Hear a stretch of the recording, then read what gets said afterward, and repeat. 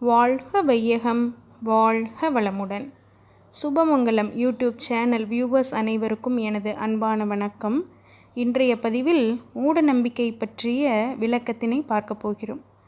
பொதுவாக இன்றைய மக்களிடையே நம்பிக்கை என்பதற்கும் மூட நம்பிக்கை என்பதற்கும் வேறுபாடு தெரிவதில்லை. எதை நம்ப வேண்டும், எதை நம்பக்கூடாது என்பது பற்றிய தெளிவு குறைவாகவே இருக்கிறது.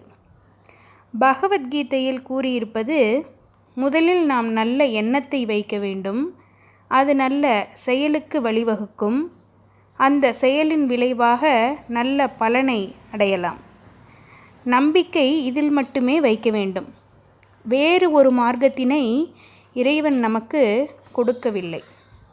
அதை விடுத்து சரியான பாதையில் எண்ணத்தையும் செயலையும் போடாமல் குறுக்கு வழியில் நற்பலனை மட்டும் அடைய வேண்டும் என்று நினைத்தால் அது நீடிக்காது, நிலைத்தும் நிற்காது. உதாரணத்திற்கு, குடும்பத்தில் குழப்பம் உண்டாவது சகஜம். அதை சரி செய்ய குழப்பத்திற்கு சம்பந்தப்பட்டவர்கள் கூடி பேசினால் சரி எது, தவறு எது என்று ஒரு முடிவுக்கு வந்துவிட முடியும். பிறகு அந்த பிரச்சனை நீடிக்காமலும் பார்த்து கொள்ளலாம்.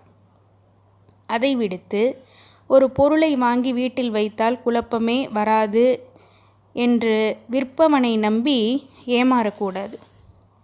தொழில் வியாபாரம் சிறக்க குறிப்பிட்ட பொருளை வாங்கி வியாபாரம் செய்யும் இடத்தில் வைப்பதோ அல்லது கற்கள் பதித்த ஆபரணங்களை போட்டுக்கொண்டாலோ தொழிலில் லாபம் கொட்டும் என்று சொல்வதை நம்பி ஏமாந்துவிடக்கூடாது. அதுவே மூட நம்பிக்கை.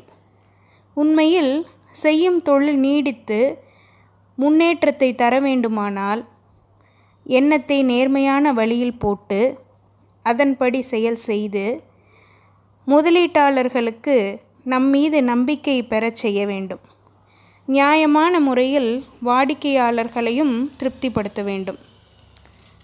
ஒரு நாட்டுடைய அரசனுக்கு தினமும் காலையில் தூங்கி எழுந்ததும் சூரியனின் முகத்தில் முழிக்க வேண்டும் என்ற ஒரு எண்ணம்.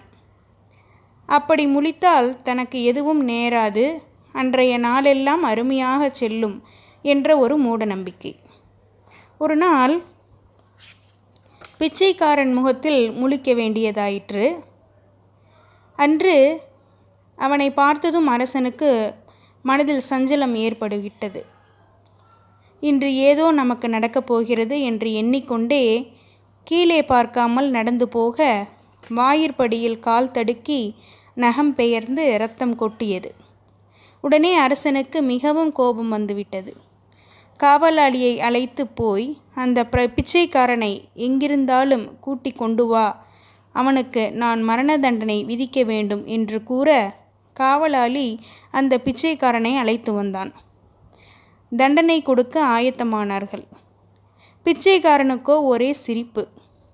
அரசன் மிகவும் கோபப்பட்டு, உனக்கு மரணம் நிகழப்போகிறது இன்னும் சற்று நேரத்தில், நீ சிரித்து கொண்டிருக்கிறாயா என்று கேட்க பிச்சைக்காரன் சொன்னான், நீங்களாவது என்னுடைய முகத்தில் முழித்தீர்கள், உங்களுக்கு வெறும் இரத்த காயம் மட்டுமே ஏற்பட்டது. ஆனால் நானோ உங்கள் முகத்தில் போயும் உங்கள் முகத்தில் முழித்து விட்டேன். இன்று எனக்கு மரண தண்டனையே கிடைத்தது என்றான். மன்னனுக்கு அப்போதுதான் புரிந்தது, மூட நம்பிக்கை கொண்டு முட்டாள்தனம் செய்ய பார்த்தோமே என்று. மீண்டும் மற்றொரு அருமையான பதிவில் சந்திப்போம். சுபமங்கலம் யூடியூப் சேனல் தொடர்ந்து ஃபாலோ பண்ணுங்கள். லைஃப்பில் தெளிவாக முடிவெடுங்க. நன்றி. வாழ்க வளமுடன்.